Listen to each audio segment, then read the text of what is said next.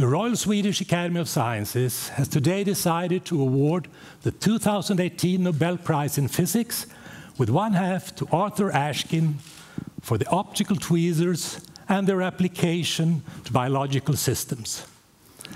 And the other half jointly to Gerard Mourou and Donna Strickland for their method of generating high-intensity, ultra-short optical pulses. Pour moitié à Arthur Ashkin pour la pince optique et son apotические пинцеты и их применение в биологических системах. And you can see now our new Nobel laureates with us. Donna Strickland was born in 1959 in Guelph, Ontario, Canada. And finally, he took a lens and focused the beam so that he could trap and still keep the ping pong ball under control. And up to 1985. And what you see, there is a first rather important development. And here we will demonstrate what happens if we take increased in amplitude, and finally, in the final step, you compress the pulse so that it has the same duration. The intensity is a little bit lower, and these pulses are adopted to a new field of science called attosecond science. We may now have one of our new Nobel laureates with us on the phone.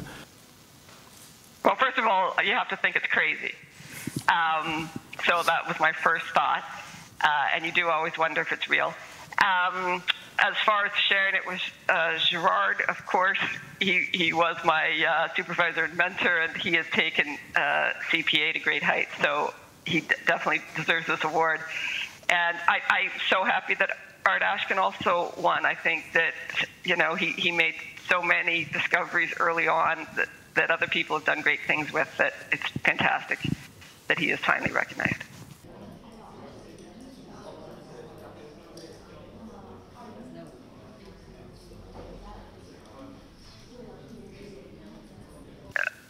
Well, obviously, we need to celebrate women physicists because we're out there, and hopefully in this time it'll start to move forward at a faster rate, maybe. I don't know what to say. I'm honored to be one of those women. Thank you very much. Now the individual interviews, but we'll close this press conference. Thank you. And welcome back tomorrow for chemistry.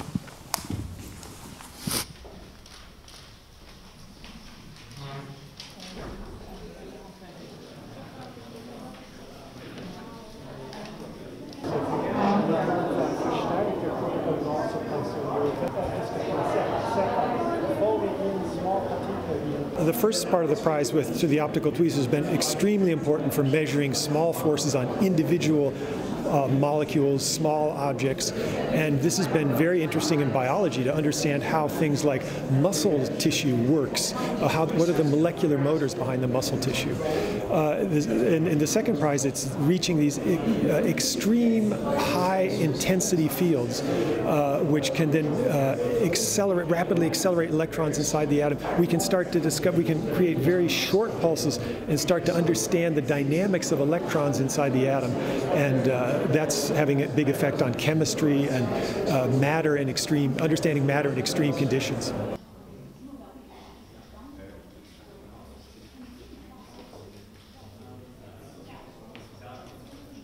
The real-world application there is, for example, laser eye surgery, where this short, intensive pulses of laser are used to cut and open the cornea, and then also to remove material from the cornea to shape it into a lens which is better focused on your retina. And also another application is in machining glass, or what we call micro-machining. For example, when you engrave something, that's done with lasers now, and that is done with this, I'm not sure of exactly this type of laser, but these short, high-intensity pulses.